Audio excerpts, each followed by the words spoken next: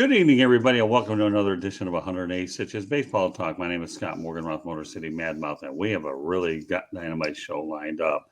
We will be talking about MLB Mount Rushmore, but the Pitchers Edition, authored by Greg Fuchs, the man without a nickname. But yes, folks, we are working on a nickname. And we also want to welcome Candy Ebling, the host, of Fire Up Wisconsin. And Candy's kind enough to come on here tonight. Eric Cat's unable to do so, but we still have a list for him as well. So meanwhile, guys, and of course, none other Rick Curti, who has been very, very busy throughout the whole month of June. I keep him real busy. We have some pretty good plans and a picture for him as well. Well, I guess you can call me. I guess you can call me the reliever then, right? Because I'm coming in relief for Eric. Yeah, well, I guess that could be your name tonight, Candy, the reliever. But you won't be a reliever pretty soon. You're going to be a regular. So, but at least it does happen to work in this particular situation. Great show lined up. Hope you can stay with us for the entire show because we have a lot of good stuff here and a lot of names dropping. So, in Florida, raindrops keep falling on your head tonight, folks. Okay. Pitchers' names be falling in your brain. And where did I come up with that? I give that an assist to my Diet Mountain Dew, the lows of it, the Diet Coke that got me going earlier. All right. Well, Greg Fuchs will lead it off here. Of course, it's only appropriate for a baseball show. I use that specific term. And Greg, why don't you at least talk about the beginning of your article, knowing that I'll bet there's probably not a personal life for when these first names actually began. Glad to. I broke the Mount Rushmore into an early era and the modern era. Modern era being like 1940 and after. But there's really an early era with the names that hardly any baseball fans going to recognize. Guys that played before 1900 who are very high on the all-time wins list. Kid Nichols played from 1890 to 1906, won 361 games, 6th all time. Also winning 361 games was the infamous Bud Galvin, who played 1875 to 1892. Then you have Tim Keefe, played 1880 to 1893. He's 10th all-time with 342 wins. The amazing thing about him, he had a 6-year stretch where he won anywhere from 32 to 42 games each season. And the last guy is Old Hoss Radbourne. Gotta like the nicknames they gave these guys back in the old day. You got a kid, a pud, and an old hoss. He played from 1880 to 1891, won 309 games, which is 19th all time. The amazing thing about him is he had 2 seasons back to back where he won 48 games and then 59 games. When he started, one of those years he started 73 games. Now in today's era, it's like if you pitch 200 innings, that's a lot. Between the 5-man rotations, pitch limits, uses of the bullpens, 200 innings is like a high number for guys these days. He had 6 seasons where he pitched over 400 innings, and he had 1 season where he pitched 678 innings. Just mind-boggling. I'm not sure if pitchers pitched underhand back in those days, but the amount of innings and wins and complete games they did back then is just mind-boggling. Okay, but enough about the early 1900s. Let's go to the early era for some names. If you're a baseball fan, you're intimately aware of these guys. Well, let me mention one thing before you do. Early 1900s. Why don't we just talk about the fact that you're in the late 1800s, right? Okay, we want to make sure before we preface it, the 1800s. When I say there are no many. I don't know how many people are alive back then from the 1800s. I could probably count them on my hands. Okay. But yeah, no, I'm with you. I just wanted to make sure that I wasn't losing my mind here, that we were in the late 1800s. I don't have any family members or ancestors or whatever back then. So MLB was considered to start in 1876, which is only like a dozen years after the end of the Civil War. So puts it in its proper context. All right. So let's look. So doing the Mount Rushmore for this early period, like 1900 to 1940, was relatively easy. And any baseball fans can be familiar with these names. Everybody knows Cy Young, primarily because the best pitcher of the year gets the Cy Young Award. And there's a reason it's called the Cy Young Award. He won 511 games, which is 94 more than any other pitcher in the history of the game. He had a whip of 1.13, and he pitched over 7,300 innings, which is 24% more innings than any other pitcher in the history of the game. Just amazing. And one of the reasons he pitched so many innings, he had 749 complete games. In today's game, you're lucky if a guy completes one game in a season. He completed 92% of all his starts. Just mind-boggling. Bullpens were non-existent back in the old days, apparently. Next guy on the list, Walter Johnson, second on the all-time list with 417 wins. He has the third best ERA all-time for pitchers with 200 wins at 2.17. He's got 3,500 strikeouts, which is ninth all-time, and his whip of 1.06 is the second best all-time for pitchers with 200 wins. Another guy with a very similar career, Christy Mathewson, 373 wins, third all-time. He only lost 188 games, so he had a good win-loss percentage. His ERA of 2.13 and his whip of 1.06 are the second best in the history of the game for pitchers with over 200 wins. So just three studs. The fourth stud, almost as good as those guys, Grover Cleveland Alexander, not to be confused with the president. 373 wins, tied Mathewson for third best all-time. Had a career whip of 1.12 and the ERA at 2.56. So just some amazing stats put up by those guys. One of the things you have to keep in consideration, especially for the ERA back in those days, not a lot of home runs were hit in the first couple decades of Major League Baseball. So that kept keep the ERAs down. So let's go to the modern era, where it was a challenge to do the modern era for a couple of reasons. One, there are just a ton of good pitchers, Hall of Fame pitchers. It was tough delineating between who's going to make the top four into Mount Rushmore. And the other thing is, in the 70s, 80s, teams switched from 4-man rotations to 5-man rotations. So obviously, you're not getting as many starts, not pitching as many innings. So you're not going to get as many wins. You're not going to get as many strikeouts. So that made it a little tough to compare apples to apples. But the first two selections for me were incredibly easy. For anyone who's been a baseball fan in the last 30 or so years, the one pitcher that just jumps off the page at you memory-wise for me is Greg Maddux. I mean, despite pitching in the 5-man rotation era, he won 355 games. That's 8th all-time, which is amazing considering he was in the 5-man rotation. And for those of you who remember Maddux, you probably remember the 7-year stretch where his ERA was between 1.76 and 2.72. I mean, that is just amazing considering how prevalent home runs are these days. And I didn't check the calendar of the day, but some of those ERAs were probably during the steroid era. So just an amazing career considering he pitched during the steroid era. And he won 4 Cy Youngs. Now, Cy Youngs, I forgot when they started awarding Cy Youngs, but it was, I don't know, the 1950s, I want to say. So obviously the guys like Christy Mathewson, et cetera, didn't even have the opportunity to win Cy Youngs. The other guy was a no-brainer for me, a little older, Warren Spahn, pitched 1942 to 1965. His 363 wins ranks 5th all-time. So after you get by those 4 all-time greats, Johnson, Young, Mathewson, and Alexander, he's next on the list. I don't think most people remember Warren Spahn as being that successful. Completed over half his starts, had a 3.09 ERA and a whip of 1.19. So he had a tremendous career. The next spot on the list got a little tough because there was a lot of pitchers who, off the top of my head, sort of jumbled together. Juan Marichal, Bob Gibson, Whitey Ford, Bob Feller, Jim Palmer, all had great careers, very similar statistics. The other guy who had very similar statistics, but won like 30, 40, or 50 more games than those guys was Tom Seaver. So Tom Seaver makes it onto my Mount Rushmore for the modern era. 311 wins, an ERA of 2.86, a whip of 1.12. He's 6th all-time on the strikeout list, and he won 3 Cy Young Awards.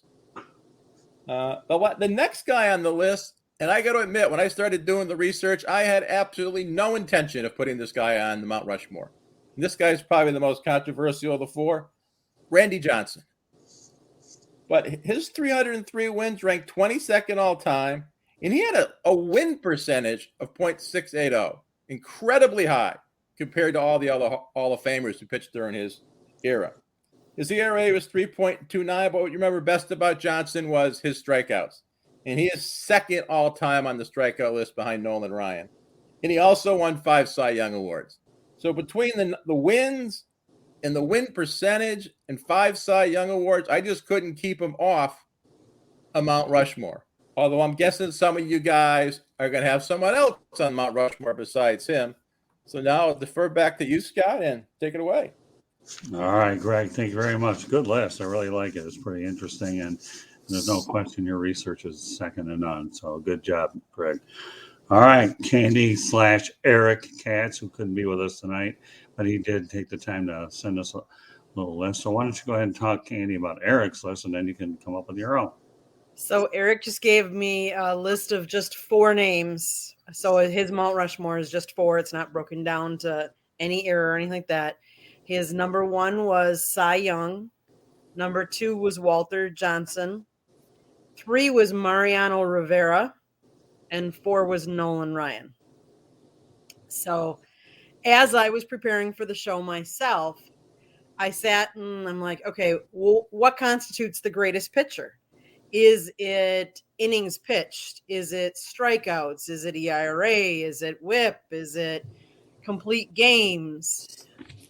And then I was thinking, if I was really going to do some more research, is it the ballparks that some of the pitchers were pitching in? Because were they hitter-friendly ballparks? Or, back in the day,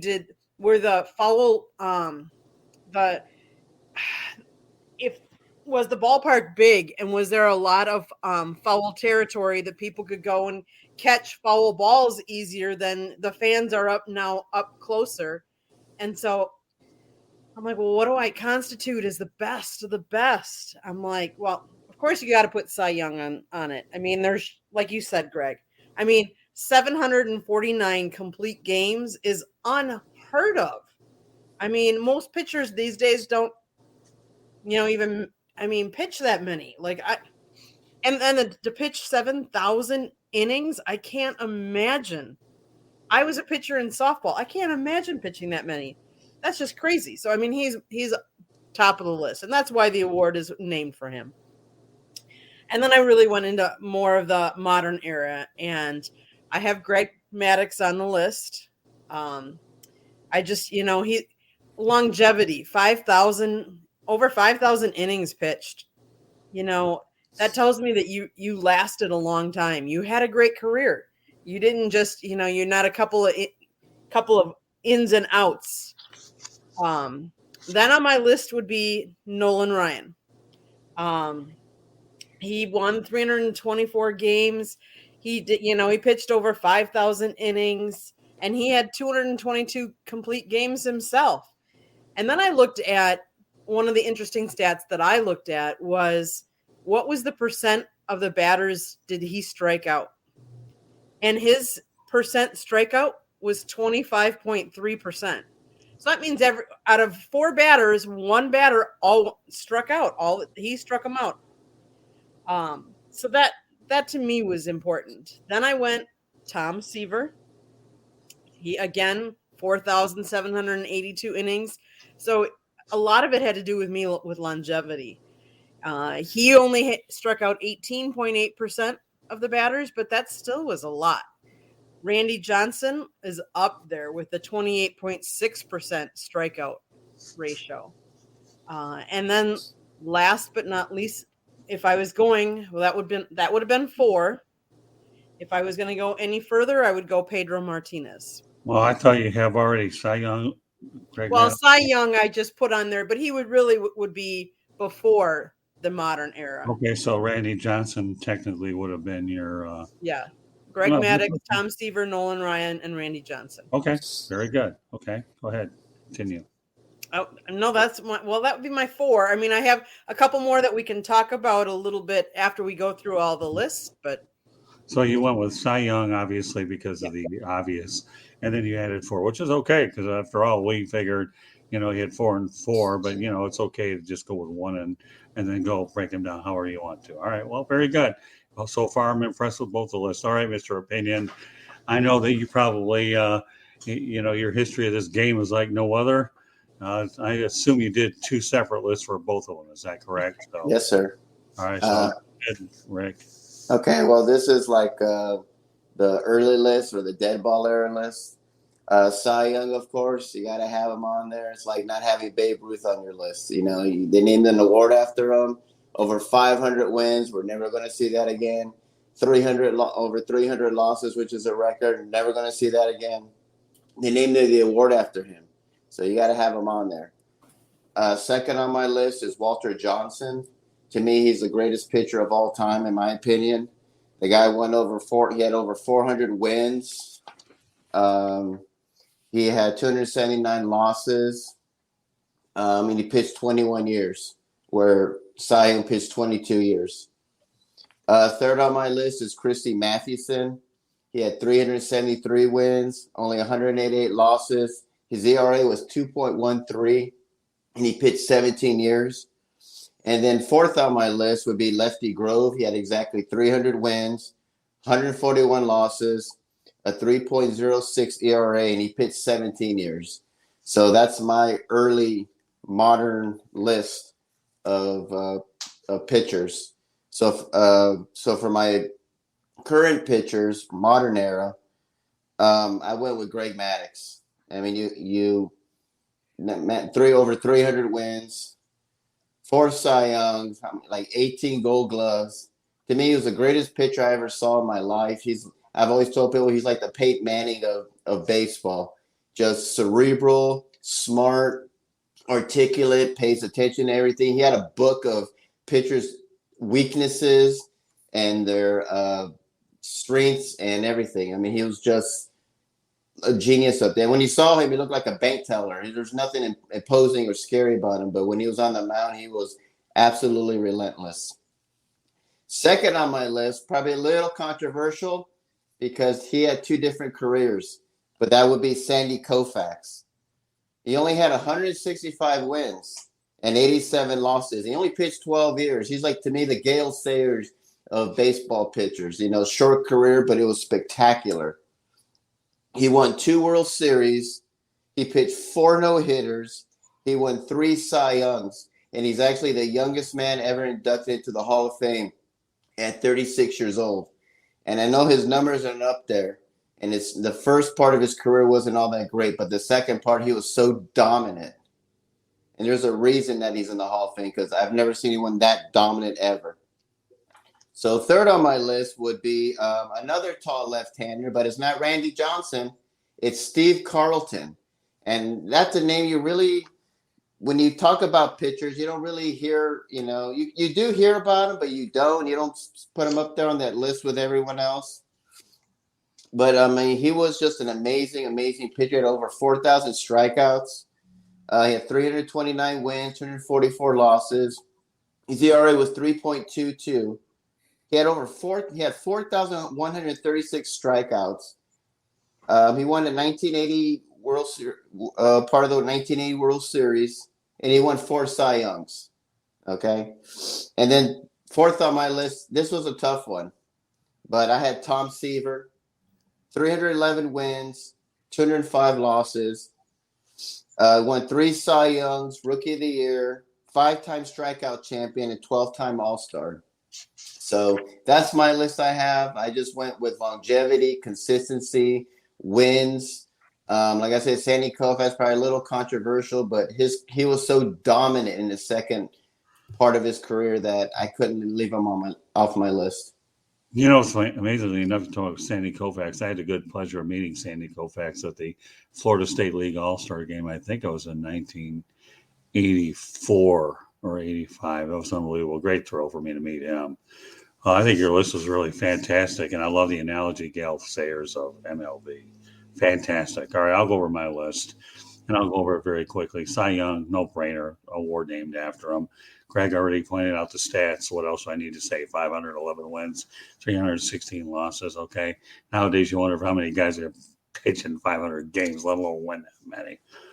Walter Johnson, 417. What else is there to say? Okay. I mean, those numbers don't lie. Christy Mathewson, I'm with you, Greg, 373. Our list actually matched Grover Cleveland Alexander, same thing, 373.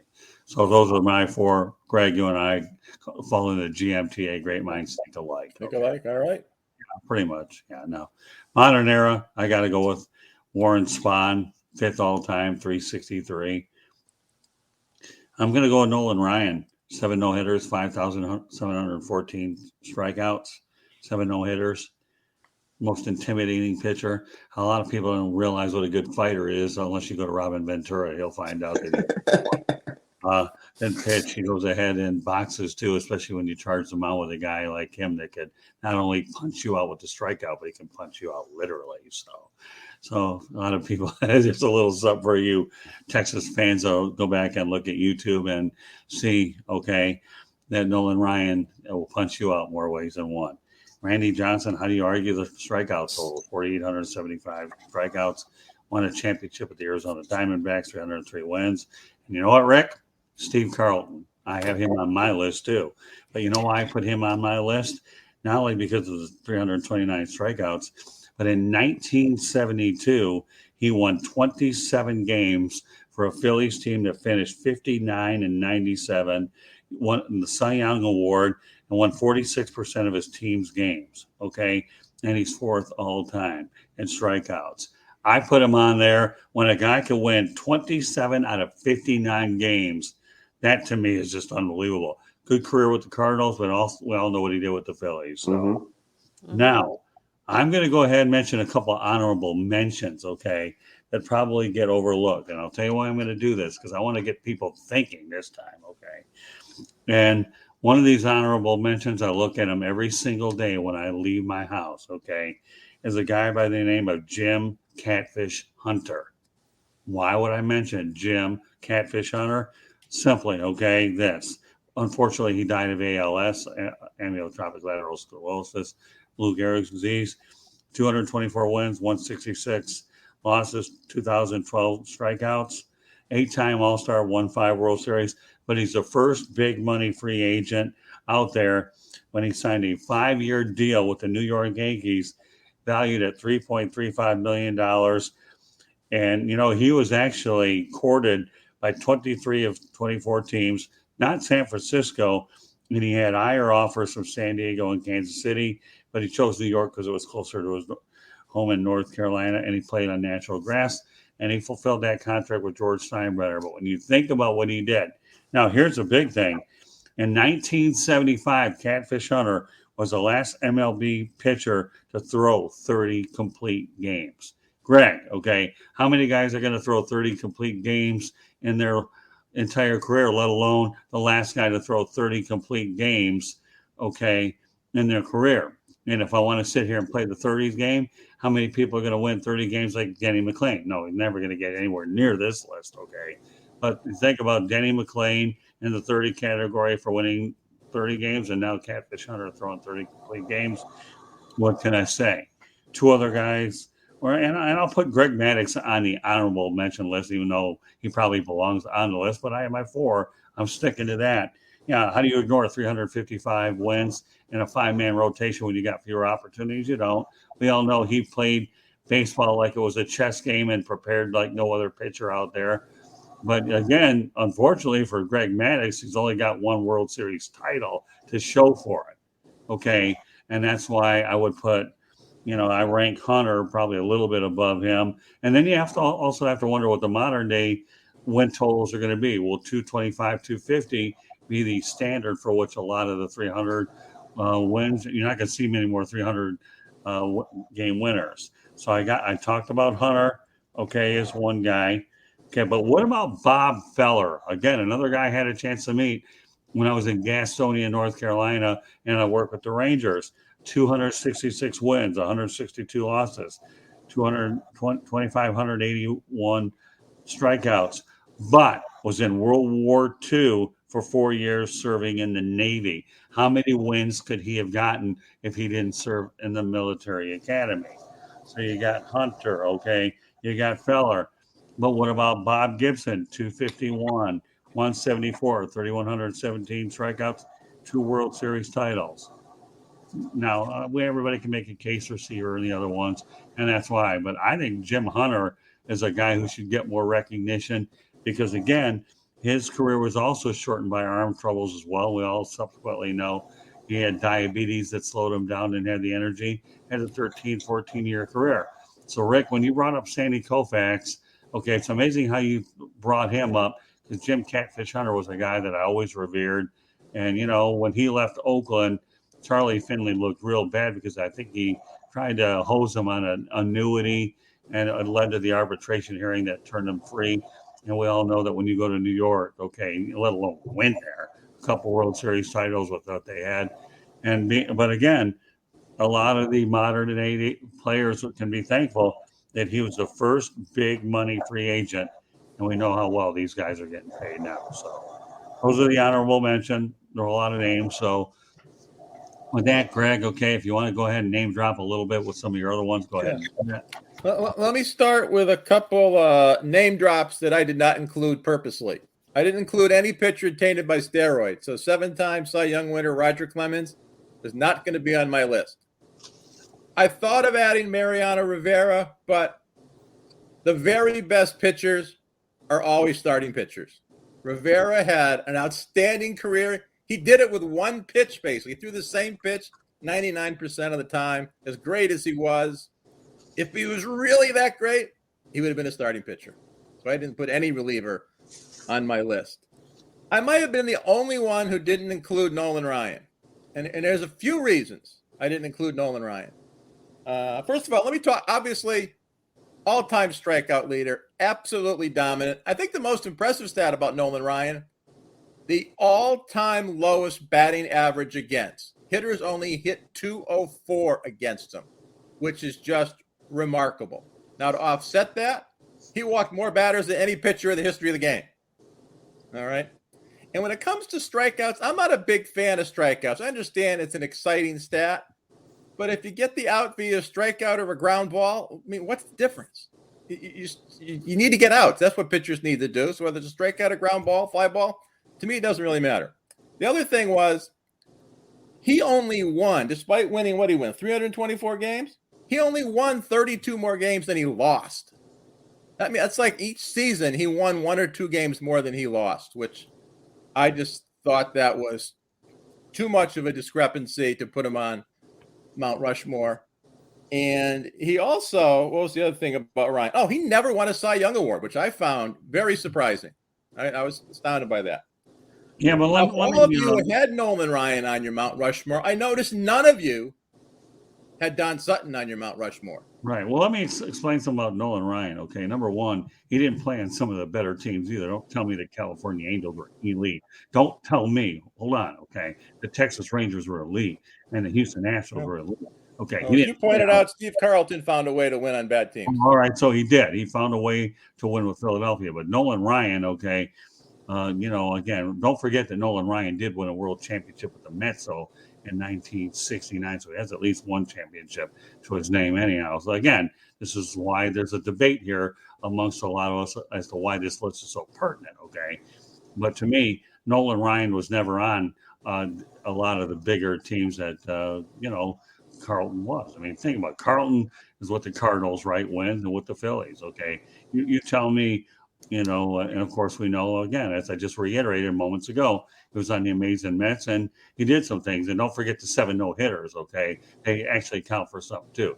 Yeah, you can certainly make a case that 30 wins over 500 and be comparable to the other ones. But again, that's what makes it such a stimulating discussion.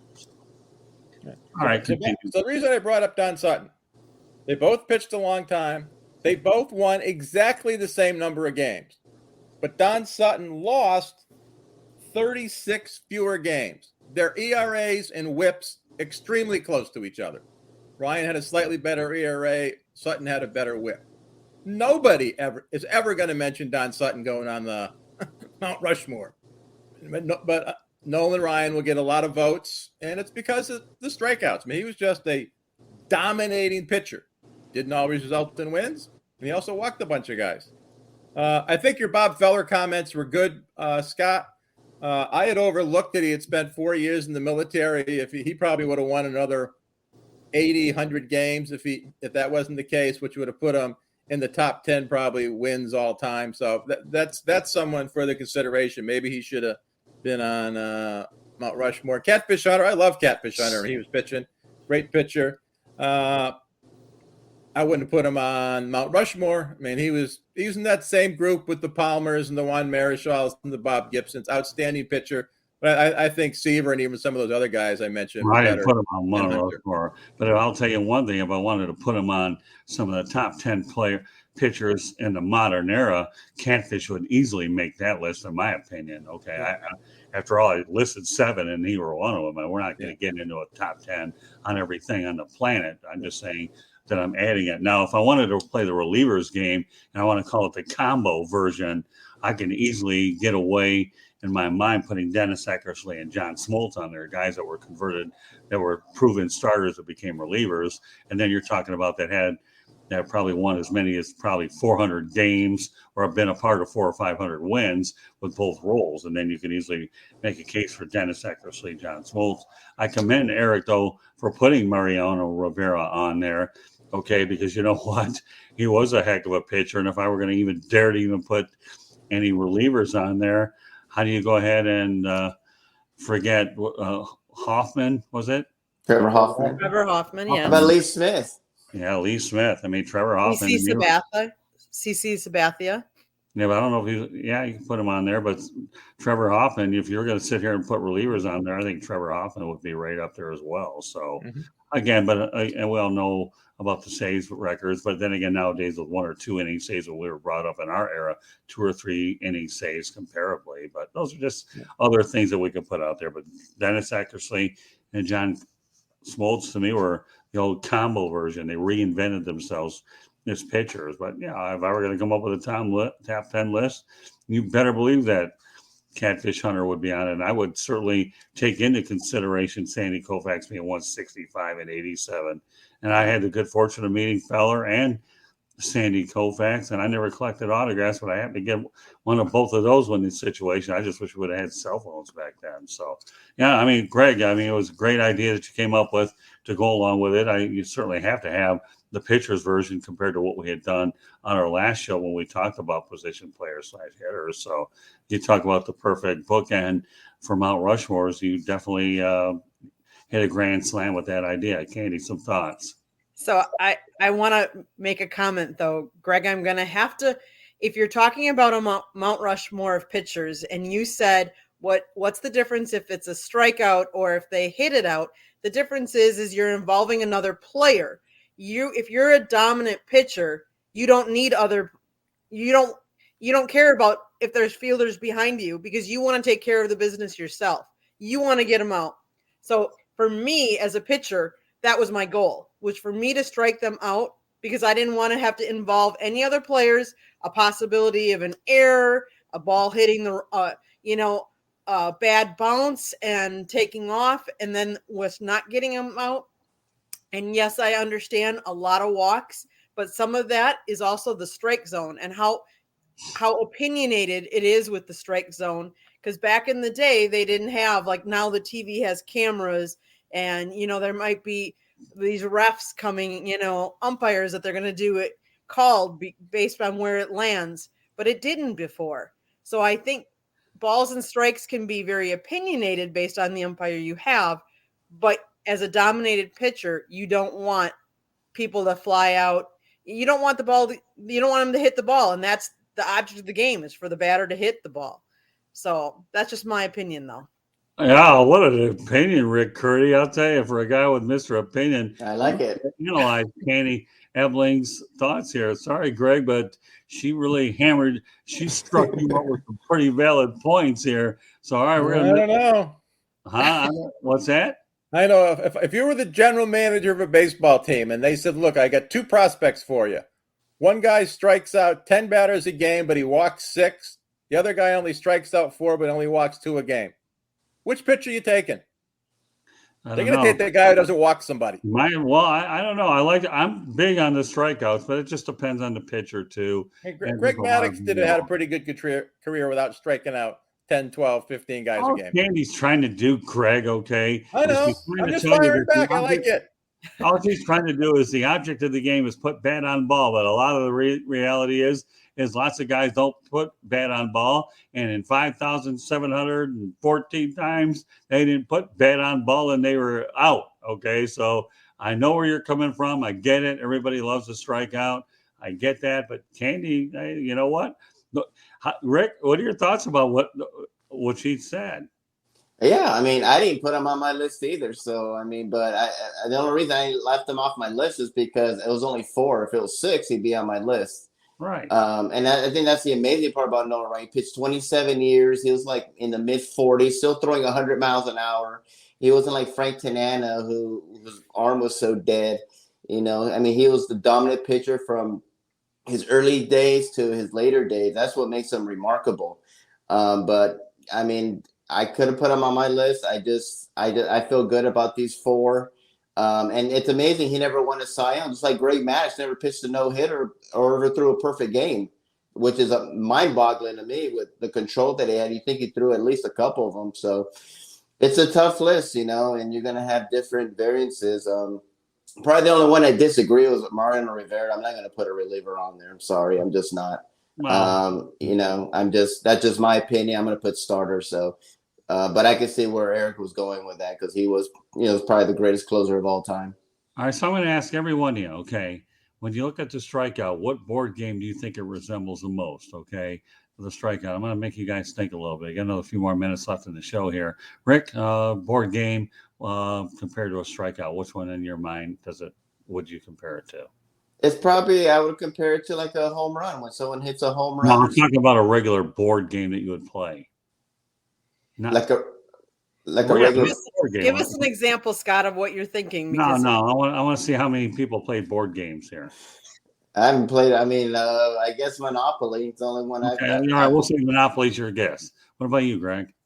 I have played many a board game. I don't correlate any of them with strikeouts. I'll go with Scrabble. So I can spell strike in Scrabble. And what about you, Candy? How about sorry? Okay. So Rick has Monopoly, right? Mm-hmm. Okay. And there's a reason why I'm doing this exercise. Greg has Scrabble, right? And Candy has sorry. Okay. You know what? I figure the equivalent to strikeout is called chess. Okay. That's how I look at it. The whole idea is you want to outthink the hitter and just blow it by him any way that you can and outthink him. And you have the catcher right there. If I can put it in the right spot, I'm ahead of this guy and he's done. So my question is to you guys. We talked about the era, and obviously most of us put people on there that have longevity. So my question to you is, of the pitchers that are pitching now, which ones would you put on? And you can just say one, but like there's the Clayton Kershaw, who's got 25 complete games. So he's getting, and he has 27% of the people that he faces strike out. Or do we put like a Zach Greinke or Chris Sale? Like, who would you put on this list? And do you think anybody will come close if you're going to compare to the people that you did put on your list? How long do these pitchers have to pitch to get onto your list?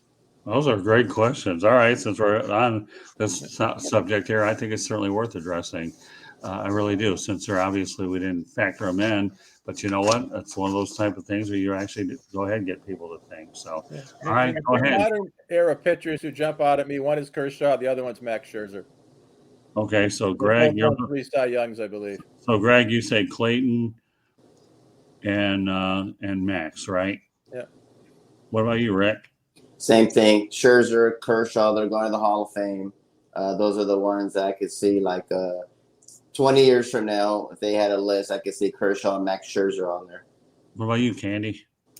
Kershaw, I think, Scherzer, but I would also give honorable mention to maybe Justin Verlander. Oh, okay. So you get 3. Okay. Well, I like it. I mean, Josh Hader is just. I mean, I would say Josh Hader, but because he's very dominant, but he is very 1 inning or 2 innings specific. Right. Okay. All right. So, all right. I see where you're coming from. I'll give you my 2. Okay, Candy, you're good. You slipped the third one in beautifully. So, But that was smart. I'll tell you, she's a dynamo for this business. We'll make sure that she's definitely going to be starring in a lot more shows than this. She just got herself a permanent spot on the air. I have my Wisconsin show. That's good enough for me. It just All right, well, happens to be a Milwaukee. I'll give you role. mine too. Mine too is definitely Justin Verlander and Max Scherzer. And of course, we know Clayton Kershaw is inevitable. But if I'm forced to choose two, Justin Verlander has the no hitters, and Max Scherzer, well, Stan Huff knows them all too well because that was a little trivia question that a lot of us will realize that he was the first pitcher, Greg, that you're going to find out that actually managed Max Scherzer. But yeah, how do you argue against Clayton Kershaw? But if I'm going to go with two, I'm going to go Justin Verlander and Max Scherzer for sure. So. And again, I realize anybody could have made a case for Pedro Martinez, but no, I wasn't going to put him anywhere near it because there are too many other choices. If you're talking anything above 10 or 15, that's another story. I mean, and then again, you can break down pitchers in terms of what they did in their postseason. And then you wonder why Curt Schilling's not in the Hall of Fame because of his big mouth, not because of what he did on the field. But that's for another animal. So, meanwhile, great show, great opinions, lots of names. Really appreciated the contribution from all of you, plus Eric Katz as well. So with that said, okay, Rick, Curti, why don't you let everybody know how they can get a hold of you? You can find me on my website at www.charlottebats.com. You can go on there and sign a petition to bring Major League Baseball to Charlotte. I'm also on there on Facebook at Charlotte MLB. I'm also on there, Charlotte Bats Baseball. I'm on LinkedIn under Rick Curti. I'm on Instagram on Charlotte Bats and Twitter, Charlotte Bats Baseball. And if you have any comments or questions, my email address is cltbatsbaseball@gmail.com. And I should also point out Rick does a fantastic job, not only appearing on all the different shows we have on the network, but more importantly, his contribution on social media is priceless. We can't thank you enough for everything you do to promote what we do with our written content. We need the written content as well as the broadcast, and we appreciate you promoting it as much as you can. All right, Greg Fuchs, the author of all of our good content, fire away. Yeah, you can find all my articles, including the two I did on Mount Rushmore, on SouthFloridaTribune.com. And you can also follow me on Twitter at GFuchs, at Gregory Fuchs. All right, Candy Ebling. So I'm going to say, please subscribe to South Florida Tribune YouTube channel. If you're not already subscribed, there's going to be a little button on the lower right corner of the screen, and click it, subscribe, watch. If you enjoyed this video, there's many more up there. Please do so. But you can always email us at southfloridatribune@gmail.com. Back up to you, Scott.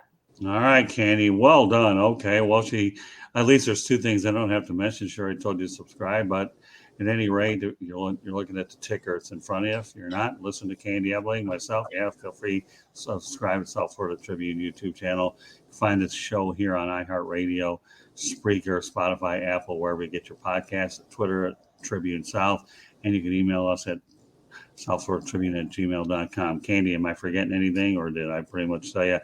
The fact that Candy Ebling does an awesome job as putting the website together. She's the mastermind behind putting the content up, and she does not only a great job with the content, but the broadcast as well. So what do we got, Candy? We got the audio, we got the visual, what you mentioned, the Twitter. Website, that's good. We appreciate any comments, or any ideas.